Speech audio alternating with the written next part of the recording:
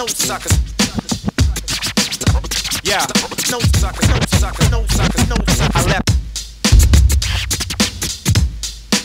Yung estilo niya talagang i-expose ka niya through clowning, pero ma-i-expose mo talaga siya through technicalities rin, ganyan.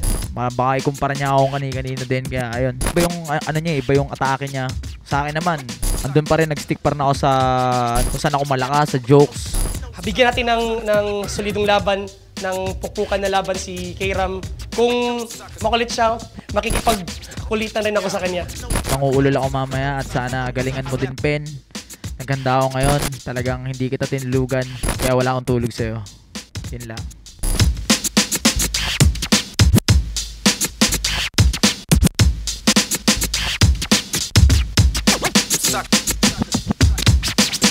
Yeah, no suckers, no suckers, no suckers.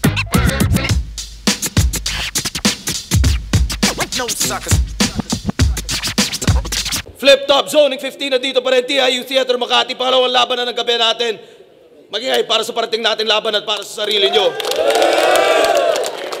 Shoutout sa inyo lahat, shoutout sa lahat ng supportang tunay, live at syempre online pa rin. Lahat ng MCs na buo-buo na liga at syempre lahat ng mga tumutulong sa liga, lahat ng mga represent collab, silipin nyo yan, baka makita nyo sa screen sa likod. Sa kanan ko, Cebu City represent para sa inyo. Magingay tayo lahat para kay Pen Pluma. Maayo ko sa imuha, wala ti kagihagit. Respeto sa ako, kay tubliho na kubalik. Big shoutout sa Rapolo, Shaman Yubek, Tismarap, Duslaos, Villadogs. Big shoutout din kay Cry, kay Rage, sa company ko, kay Julie, kay Mark, kay Tata, at sa lahat ng anak sa Pantalan. Yeah, shoutout sa John Leo, Tata, at syempre sa lahat ng bumubuo ng Rapolo. Kita-kits ulit tayo soon. At sa kaliwa naman, San Merino, Cavite represent. Para sa inyo, mag-iay tayo lahat para kay K-Rap. Tanong ko lang sa'yo, sa dinami-dami namin ba't ako? Tanong na di ko alam kung hanggang dito na lang mukhang... Yo, what's up? K-Rap nga pala, merch ko. Chillionaire, Mick and Chill, BHC. Let's go. Shoutouts nga pala sa Mick and Chill din sa lahat ng tulong. At pinag-usapan na nila kung sino mauna, hindi na sila nag-coin toss, pinili nila pareho na mauna daw si, ikaw Pen? Si K-Ram mauna, pakinggan natin, tig 2 minuto, Zoning 15, K-Ram. Ako nakalimutan ko na agad yung runs ko. Ikaw ba si Pen? Yung taga Cebu na bobo? Tang ina mo, Jason Gainsa, di mo kami maluloko. Gusto nyo ba ikwento ko sa inyo kung gaano katalino to si Dong? Nung battle niya kay Goryong Tala, sinamon niya si Gio Ong. Inaano ka ba ng tao? Halata mo talaga na mema lang yung angle. Magaha mo ng rapper na hindi naman bumabattle, supot! Ako, di ko gagawin yung ganyan. Ayoko magmukhang tanga. Kaya ang masasabi ko lang, Kuya Dennis, magsulat-sulat ka na! Pero maiba, lahat ng battle mo sa liga, pinagtitripang ka lang loko. Yung mga nakalaban mong si GL, Chris Ace, Unico, talagang binaon ka ng todo. Paulit-ulit ka na lang nila pinagmumukhang bobo. Siya daw yung point one na mikrobyo, ayun sinabun siya ni Goryo. Kaya bakit ako matatakot dito sa Pen na palaging kinakahon? Tingin niya sa sarili niya panaksak, sanay kasing binabaon. Laban niya kay Unico, dinamay niya yung JM Lopez TV. Kadiri daw, parang burak. Doon pa din daw siya sa hip-hop heads na merong utak. Damn! That's what's up, boss. Todo sip-sip ka dun sa channel kahit hindi ka naman bet. Tapos naglabas yung hip-hop heads ng Rookie of the Year, tapos hindi ka binanggit. Sakit. Grabe ka naman, hip-hop heads. Hindi mo sinama tong adorable person. Sinout out na yung channel mo, wala man lang kahit sa honorable mention. Laban niya kay Chris A, sabi niya, ang tagumpay mo'y kagagawa ng gulong kasi nga, well done. Kagagawa ng gulong, well done.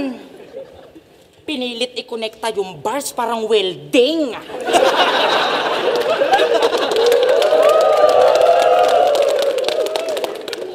Huwag mo masyado galingan. Baka ma-regular ka ngayon, pre. Nagpapauso ka ng bagong meta. Anong tawag dyan? Wordplay? Kaya di makakaisa tong pen. Ngayon ako inabot ng saltek. Ang parusa, pasok sa drum. Tapos buhusan ng antek. Pagkatapos ko to sipain, panigurado na talsek. At mukhang ikaw ang una magbibigay ng panalo kay Lil Wayne. Ginagawa mo face, faggot. Province boy.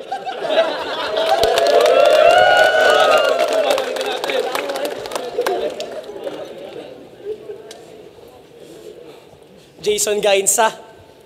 Okay, sige na. Game? Yes! Hinarap mo ako sa pa-fame na to. Dito technical, dapat yung tipong physical na malafratman. Yung tipong ma-injured ako sa game na to, tapos binigay mo sa akin, karam lang. May tournament ako sa Rapolo. Dapat doon lang ako nakafocus. Bago itong taga-chorus, kinalaban ko mara yung champion na Class D sa motos. Tapos heto ka, Enigma. Iba ka, Chong. Kaikli nang binigay mo ng preparasyon. Magrarant ba ako? Hindi naman sa naduduwag, pati ba naman sa pagsusulat, magkakarampa ako? Meron akong sentimento. Hindi ito inimbento o siya si K-Ram. K lang. O ang K ay elemento kaso humina ng standing. Struggling ka na bro sa iyong passion. Humina ang standing. Sintomas na yan na low na ang potassium. K, potassium. O humina ka na ungas, yung kumpensa mo saan galing? Para bumalik iyong lakas, meron akong dalang banana. Style mo malala na. Hindi ka nagtutugmas sa dulo. Nasaan na yung galaw mo sa pagtutula Makata? Naturing ang basketball player pero poetry in motion ay wala ka? Kasi nung ahon 12 sa Batangas, sobrang yabang maglaro. Ang gago maangas, pero di kaya ang bano. Huwag mo nang itanggi to, kita naman dyan sa ngiti mo. Nga pala, si Akata, di man lang inelbow. Akala yung siniko, no? Oh, walang elbow na lumanding. Buntot ay bumahagyo ng aking napansin. Na magaling ka nga sa ball handling, pero iyong bayag, di mo kaya na dalhin. Ikaw ay feeling kay Irving as rap suntukin. Para down ka na sa iyong ranking. Bes ito yung 1-2 Irving, kahit ayaw mo sa vaccine. PBA naman tayo, kasi may kamukha na tong gago. Nung forma niya at lakad ay binago. Kamukha mo raw si Chris Newsom. Chris Newsom? Na di pa nakabayad sa Meralco. Alam ko, nagpaturo ka kay Lel Strokes. Move mo ang wak. Hindi ako takot sa Chris Newsom kahit coach mo ay black. Di ba nag-battle kayo ni Mandabaliw? Hindi kami naaliw gahaman. Hindi niya mabasa ang kalaban, kaya literal na nagbasa na lang sa laban. Nasaan na yung pinagigabang ng mga multi mo? Pero yan ba talaga ang forte mo? Kodigo? Enigma? Itong player mo, cheater to. Ang parusa dapat sa yoga rote. Tamang ikaw nga si Irving at Chris Newsom, kasi matagal na kayong na-11. Diyos ko, por favor, kodigo pa more. You're acting cool na lang sa masa. Ikaw talaga yung tinutukoy ni Mote na lang summer school sa mga pabasa. Patapik naman, baka galit na yan, na-trigger ka ba? Kaya siya nagbasa sa laban kasi malawak daw ang half-half. So ano, wide reader ka na. Sa round 3 mo ni Kipri, sabi niya, shit, nakalimutan ko. Nakalimutan ko. Kumanta ka na lang. Kasi nakilala ka lang naman sa wak mong melody. Shit, nakalimutan ko. Ano ba tong Ramo Enigma? Lack of memory? Tapos sa akin pa tinapat, di sapat. Dapat lang malaman nyo na kukulangin to ang RAM, CP ang kalaban mo. So cellphone ka pala.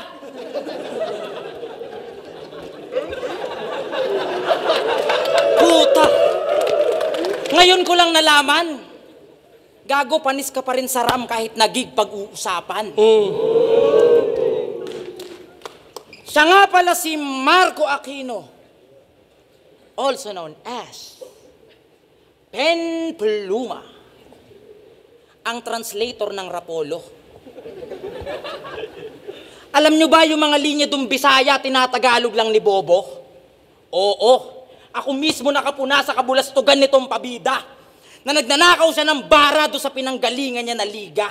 Tapos dadalhin mo dito, galaw mo pare malina, di ka na nahiya kay Enigma. Kaya anong pencil? Baka stencil kasi kuwang-kuha mo yung linya. Magnanakaw ka pala ng bara, akala ko pa naman tali-talino. Tapos all 3 rounds niya lang ikukumpara yung sarili niya kung kani-kanino. Kaya pala nanalo ka kay GL. Kasi grabe yung dedikasyon mo, iho. Di gumana yung train kasi nga nasa administrasyong Aquino. Di gumana yung train kasi nasa administrasyong Aquino. At nung laban mo kay GL, ang masasabi ko, wala kang sinabing maganda. Round 2 niya kay G.I. Sarapolo, yun din mismo yung sinabi mo sa kanya. Pati yung highness ka ni Chris Ace, sinabi mo na yung kay Bitrom, hayop ka. Pinupulot niya ng pilit yung mga basurang natapon na. Tapos feeling highness ka sa Cebu. Tangina mo, Pen, umayos ka.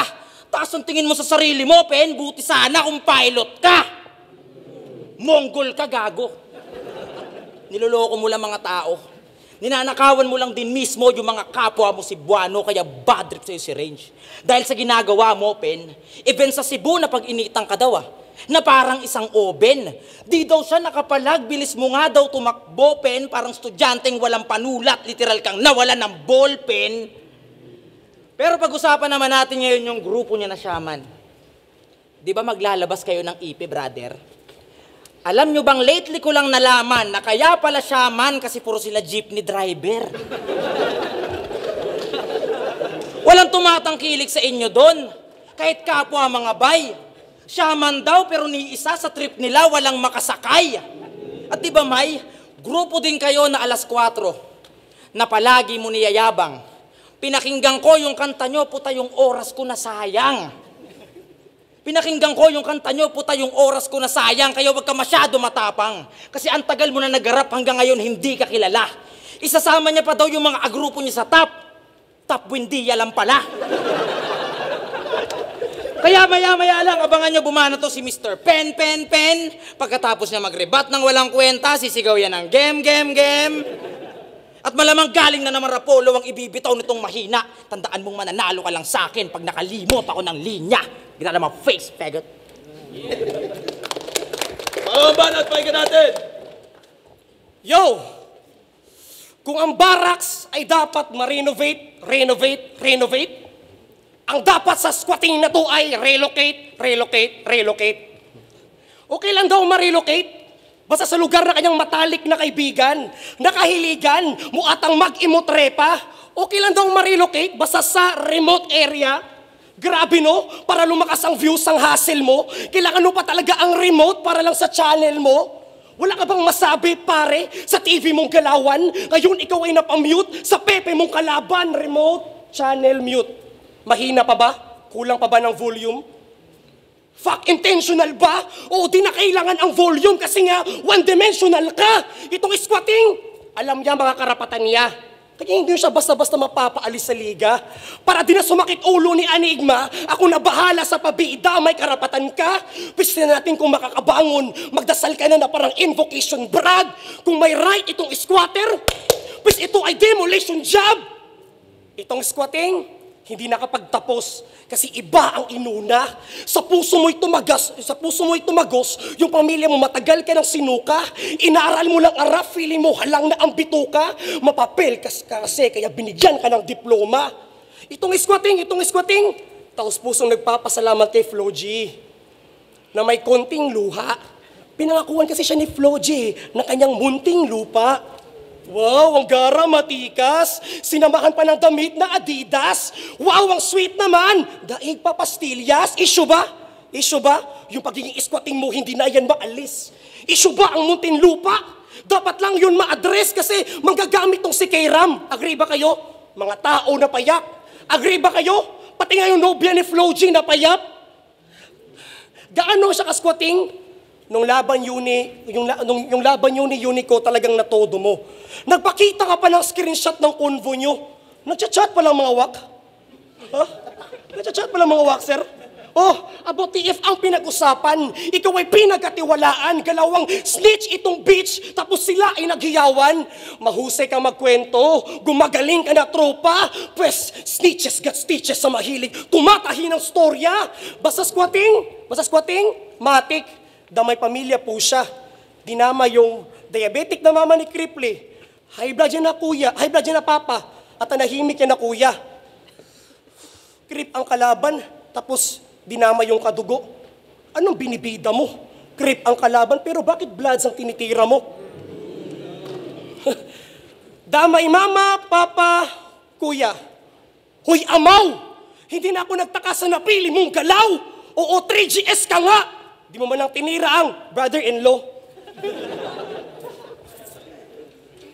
Huling banat, pakinggan natin. Tang-inan to. Tinitira niya pa yung pagiging tropa ko kay Flo G na XB. Masyado ka nababad. Yabang mo na masyado porkit kukunin ka ng young guard. YG yan na. Di, seryoso tayo. May napanood pa akong laban nito sa Cebu. At ang nasabi ko, parang yung utak mo hindi mo ginagamit. Laban niya kay Rain, siya daw yung eagle kasi may ahas ang nadagit.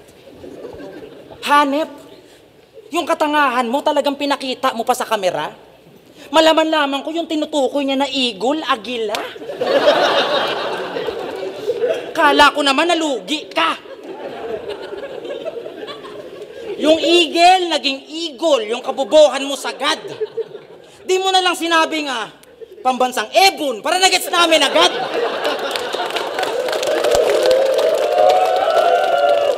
Diyan ako bilib sa'yo, Brad. At talagang namamangha. Biruin mo, nakakapag-slant rhyme ka nang di mo sinasadya. Gaya nung ribat niya kay Bitrom, sabi niya, sige, ikaw na yung Santo Papa sa Vatican kasi dun ka na namamalagi. O ikaw nga yung Pope kasi yung bara mo tae. Ha? Holy shit! Ayos ka lang ba? Payo ko sa'yo, wag ka na magribat kung wala kang gagawing kakaiba. Yung Pope naging Pope, tignan niyo yung pen, nagtatain na. Talagang kakaiba. Talagang kakaiba. Kasi sobrang sagwa mo managalog. Di naman kita sa iniinsulto, bro. Bay, pareho lang tayo Bisaya, pero di ko makuha yung punto mo. Nag-NBA reference pa. Siya daw ang Rookie of the Year kasi may linyang nakakaluka. Kung usapang rookie lang gago, ang kapantayan mo si Duma. Siya daw ang pinakamagaling na rookie sa batch namin, sabi niya. Tapos iiwanan niya daw basag ang panga ni GL kasi nga Jokic. Grabe ka. Si Jokic pala ng Nuggets yung tinutukoy niya, tangina. Kung usapang rookie at dakdakan, ako si Albert Sambela. O ano pare, OP ka? Sa pasikot-sikot ko dinala. Ano pakiramdam magbanggit ng player na hindi mo kilala? Tatanga-tanga magbasa. Tanginan to, napakabobo. Binigyan mo lang ng bagong teammate si Nestor Asaytono. Tapos panggap na bowlers pa tong si Cap. Mukha namang center na badang. Feeling basketball star tong si Penshap, bench player lang naman. Kaya dapat ang parusa sa bobong to, tanggalin na to sa liga. Magnanakaw tong pabida, huwag mo tong itolerate enigma. Dahil mananalo lang to sa akin pag nakalimot ako ng line si Ses. Get out of my face, faggot. Huling banat, pakinggan natin. Yo, game? Yeah! Dasar na. Yo, sabi mo kay Sir Deo, kung ganitong uri ng punong guro, wala kayong bungang makukuha. Sa mga linyahan mong ganyan, marami ang nagdududa. Sino sumula? Mautak. 3GS eh. Ang daming lyrical tutor dyan. Punong guro. Bakit? Ikaw ba principal author niyan? Punong guro, walang bungang makukuha. Ha? Bunga talaga? Ibinigyan ka lang ng favor. Nagbanggit ka pa ng fruit, pero hindi naman ikaw ang nag-labor. Sanay ka lang sa pakikipag-ululan. Ako sanay sa pakikipagpugutan ng ulo. Ako pa kinalaban ni brother. Kung si Sir Deo, punong guro pes. Ako yung headmaster. Sabi niya, ang DepEd ay DepEd kahit pabalik ta rin. Wow! Palindrome of the year. Kapag ako gumawa ng bara tungkol sa DepEd, well said, sunog itong si Kiram kasi nga unghang kaboy. Kasi ako yung PE sa DepEd na talagang umaapoy. DepEd, ha? Hindi ka magiging mote kahit magpalindrome ka. Sundin mo na lang ang design ni Sor para lang maging dope ka. May clothing na chillionaire, yung ambisosyo na kisosyo. Para sa business dito, bigo. Hinahanap-hanap yung make and chill sa underground kasi yung mood merong ginto. Chill? Kunyango, saan mo yan hinango? Gamit na gamit ang kanyang style, Brad. Kinopya lang yung chill sa chilling like a villain. Oh, damit mo may price tag. Kaya hindi nakipagkulab si Arik sa'yo. Kasi nga, bogus ka. Hindi nakipagkulab si Arik sa'yo kasi nga, bogus ka. Imagine niyo, kolabo ng Flip Top at Chillionaire tapos gusto nito may chorus pa. Gago ka ba? Gago ka ba? Feeling mo orig ka when it comes to music? Sa tinga namin, you're just making ache. Maging totoo ka sa mga kanta mo. Refrain from being fake. Pasensya ka na, mabinta ka ba? Ikaw ay tangang sabit pakyo. Mapakloting o kanta itong si Mark. Walang market value. Kasi na-bad trip siya kay Stilio. Kasi binulgar na yung ghostwriting sa 3GS. Kaya gusto nito, kalabanin na niya. Pinuntahan mo pa talaga si Castillo sa Iloilo para salakayin lang siya. Sobrang yaman. May kasama pang M-site. Sa pagsusulat ka, tandem niya. This chill yung got bars kasi nga may 1M ka. Siya yung cram sa lip cram. Ikaw yung cram sa lip cram? Ano, para cheek magnet? Sobrang pogi nung Don Joaquin habang ikaw ay, shit, pangit! Ang laki ng diferensya nitong may weak talent, ikaw yung may defect na lip na parang cliff palette. Alam ko na galawan mo, kasi ako'y may Emperor Eye ni Akashi.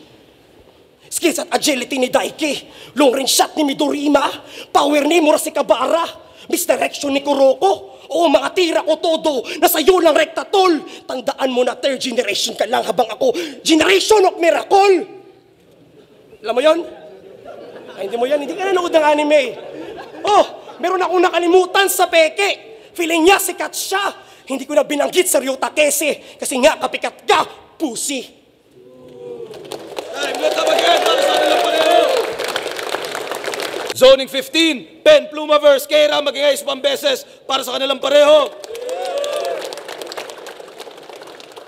Ang boto ng hurado, 5-0, mag-ingay tayo lahat para kay K-Ram.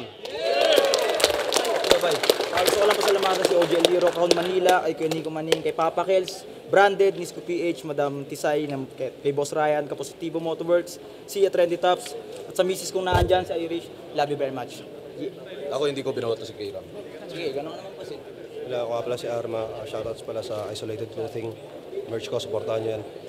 Binoto ko si K-Ram. Round 1, tsaka round 2. Para sa akin, tinabla ko yun eh. Round 3 na nagkatalo. Mas lamang si K-Ram when it comes to crowd control. Tsaka ang lalakas din ng mga baon niya.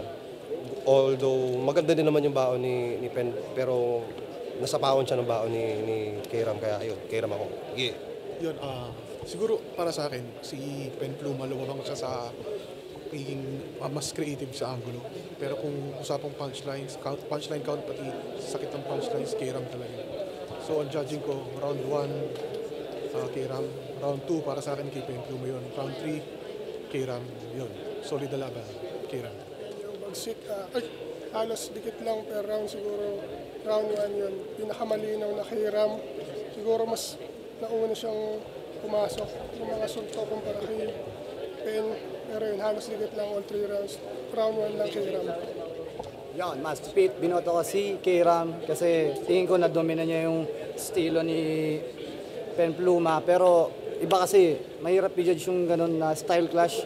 Pero kita naman natin, sobrang consistent nung mga rebuttals, tsaka yung mga angles ni K-Ram, parang talagang napaganda niya ng maganda si Pen Pluma.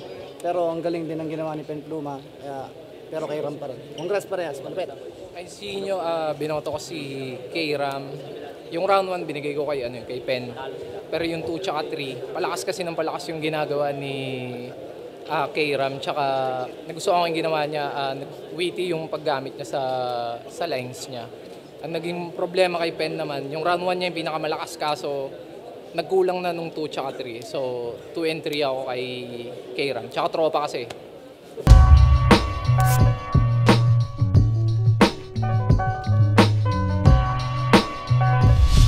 Sobrang saya kasi na-witness natin yung 100% na K-Ram. Talagang makulit siya, talagang na-king ko niya talaga ako. Nafe-feel ko na talaga is yung momentum niya nasa kanya talaga yung sa round I think sa round 3. doon na parang cemented na talagang kay Ram na yun eh. Patapik naman! Baka galit na yan! Na-trigger ka ba? Kaya siya nagbasa sa laban kasi malawak daw ang half-half. So ano, wide reader ka na. Sa round 3 mo ni Kipri sabi niya, shit! Nakalimutan ko! Nakalimutan ko! Kumanta ka na lang. Kasi nakilala ka lang naman sa wak mong melody. Shit! Nakalimutan ko! Ano ba tong Ramo Enigma? Lack of memory? Yung pinakaunang pasok ko talaga doon, nawala talaga yung lines ko doon. Talagang nakalimutan ko siya hanggang sa naisip ko na lang yung punchline, kaya tinuloy ko na lang. Nagtuloy-tuloy naman. Lakas din ang baon ni Pen. Siguro mas naging epektibo lang yung mga jokes tsaka yung pamumuna ko sa accent niya nung laban na yun. Yung eagle, naging eagle. Yung kabubuhan mo sagad.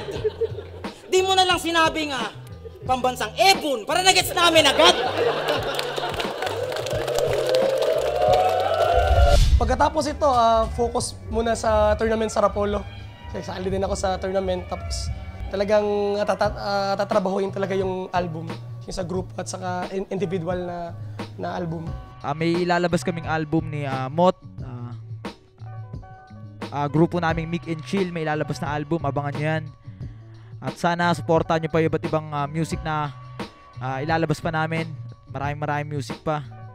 At ayun, subscribe kayo kay Ram Official. Sa mga walang sawang sumusuporta, ituloy nyo lang. Sana maging solido pa rin. At sana suportahan nyo talaga yung mga paparating din ng mga event. At yung mga, hindi lang sa rap battle, pati na yung mga musika ng uprising, yan. At yung mga ibang MCs na rin. Maraming salamat sa lahat ng sumusuporta ng patuloy sa Flip Top. Yung enerhiya nyo, sobrang laking pasasalamat na binabahagian nyo kami ng energy nyo palagi dito sa battle. Kaya nagpapasalamat kaming lahat sa inyo. Maraming salamat palagi. G!